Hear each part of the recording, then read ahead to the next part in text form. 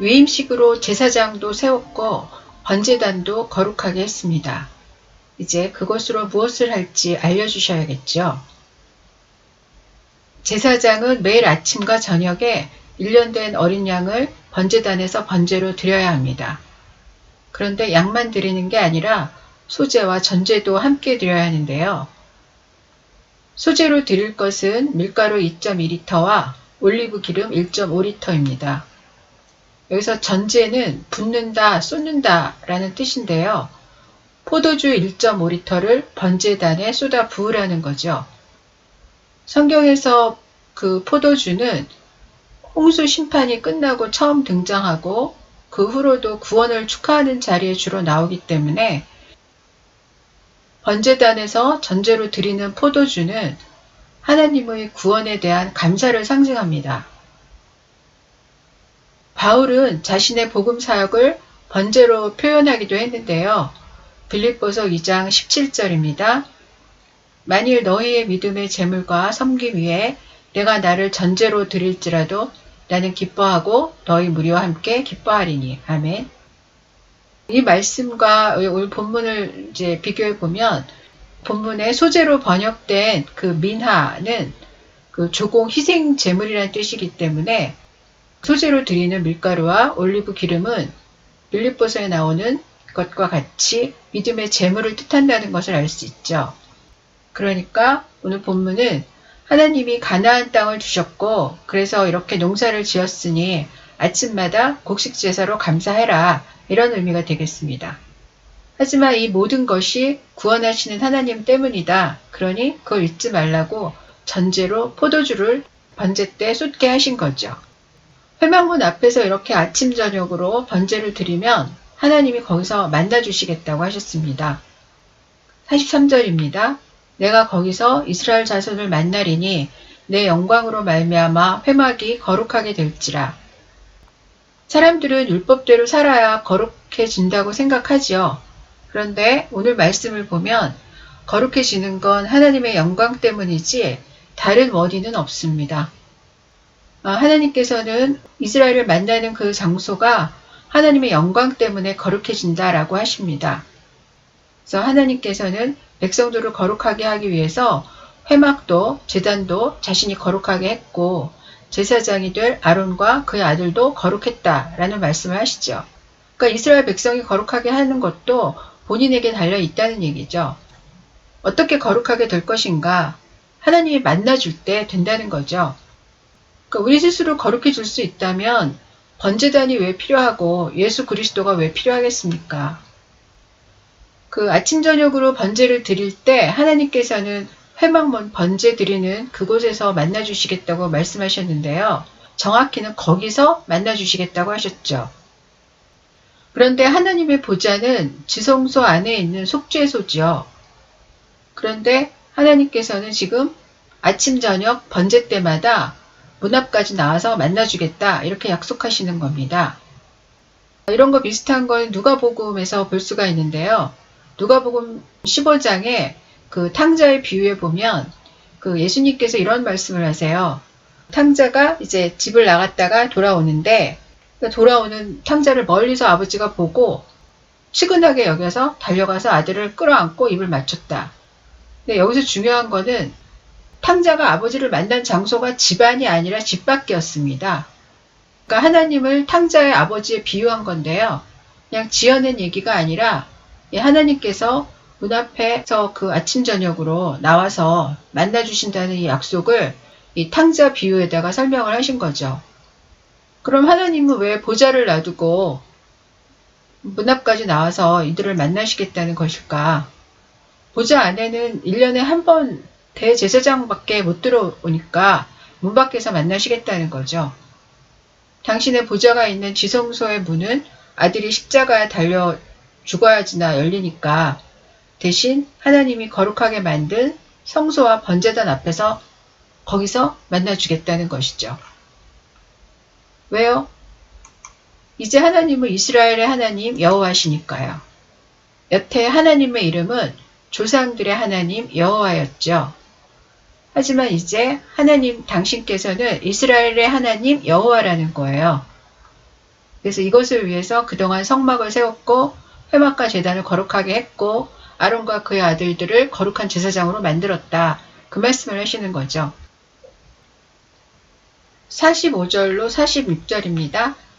내가 이스라엘 자손 중에 거하며 그들의 하나님이 되리니 그들은 내가 그들의 하나님 여호와로서 그들 중에 거하려고 그들을 애굽 땅에서 인도하여 낸 줄 알리라. 나는 그들의 하나님 여호와니라. 아멘. 이게 성막과 제사법을 주시고 제사장을 세우고 거룩하게 하신 하나님의 목적이었습니다. 근데 하나님께서 이스라엘을 불러낼 때 시내산은 최종 목적지가 아니라 경유지였습니다. 시내산에서 언약을 맺고 가나안으로 데려가려고 부르신 거죠. 그러니까 정확하게는 불러내신 거죠. 모세를 통해서. 이제 내가 너희를 가나안으로 데리고 갈 건데 거기서 내가 너희를 어디서 어떻게 만날 건지 이제 알려주신 거예요. 시내산에서 제사 지내려고 불러낸 게 아닌 거는 십계명으로도 알 수 있죠. 십계명 내용을 보면 가나안 정착 후의 내용이지 광야에서 살아가는 내용이 아니에요. 성막도 마찬가지입니다. 그럼 농사를 지어야지 곡식 제사도 드리는 거고 포도 농사도 지어야지 포도주 관제로 드리는 거고 올리브 농사를 지어야 올리브 기름을 또 바치는 거고 그렇죠? 출애굽기 3장 12절을 한번 보겠습니다. 하나님이 이르시되 내가 반드시 너와 함께 있으리라. 내가 그 백성을 애굽에서 인도하여 낸 후에 너희가 이 산에서 하나님을 섬기리니 이것이 내가 너를 보낸 증거니라. 아멘. 이거는 모세를 그 애굽으로 보낼 때 주신 말씀인데요. 여기서 섬기다로 번역된 아바드는 경작하다, 노동하다의 뜻입니다. 성경 최초로 아바드, 그 노동한 사람은 아담이었습니다. 창세기 2장 15절에서 하나님께서 아담을 에덴 동산에 두어 그것을 경작하며 지키게 하셨다. 이렇게 할 때 경작하다가 아바드입니다. 그러니까 처음부터 인간은 놀고 먹는 존재가 아니라 하나님이 주신 땅에서 일하는 존재로 지음받았다는 것을 알 수 있죠. 그런데 이 노동이 나중엔 우상을 섬기는 데 사용되고 애굽인을 섬기는 노동으로 변하게 됩니다. 변질된 거죠. 그 요즘 뭐 주님 위에 건물주님 있다고 건물주님을 이렇게 부러워하는 말들을 많이 하는데요. 왜 그러겠어요? 놀고 먹는 게 부러워서 그러는 거죠. 그 변질된 노동관이 아직 회복되지 않아서 그렇습니다. 하나님께서는 그 시내산 언약 때 이것을 바로잡습니다. 십계명에서 우상을 만들지 말고 절하지 말고 섬기지 말라 이렇게 말씀하시잖아요. 근데 여기서 섬기다가 아바드입니다. 원문대로 직역하면 우상을 위해 노동하지 말라입니다. 요즘 다들 돈이 우상이다 이런 말 하는데 옛날에도 크게 다르지 않았어요. 그 아담 이후에는 다들 먹고 살기 위해서 노동을 했습니다. 그러니까 돈이 먹여 살린다고 생각하고 혹은 뭐 건물이 먹여 살린다고 생각하고 노동하는 거 이런 게 다 우상을 위해서 노동하는 거죠. 그러니까 하나님 아닌 것이 나를 먹여 살린다 생각하고 노동하는 게 다 우상을 위해서 노동하는 거예요. 그런데 지금 십계명에서 우상을 위해서 노동하지 말라는 거예요. 그럼 이런 생각이 들죠. 그럼 어떻게 먹고 살아요? 그 다음 계명이 답입니다. 안식일 계명이 나오죠. 안식일을 기억하여 거룩하게 지키고 엿새 동안 힘써 내 모든 일을 행하라. 아멘. 힘써로 번역된 것이 아바드입니다. 노동을 하기 전에 우주 만물을 창조하시고 안식하신 하나님을 따라 쉬는 것부터 하라는 거예요. 창조주 하나님이 나를 먹여 살릴 것부터 믿어라. 이거죠. 나를 따라 쉬어라. 그리고 너의 노동이 너를 먹여 살리는 게 아니라 창조주 하나님 내가 너를 먹여 살린다는 것을 믿으면서 그 믿음으로 엿새 동안 노동을 해라. 내 모든 일을 행하라. 그리고 이런 말씀이죠. 시내산 언약의 그 십계명은 정말 좋은 내용입니다. 우리가 못 지켜서 그렇지 이런 나라에서 살고 싶어요. 이렇게 보면 그 율법에 이어서 성막까지 하나님의 계획은 아주 완벽해 보입니다. 그런데 지금 이들의 현실은 어떨까요?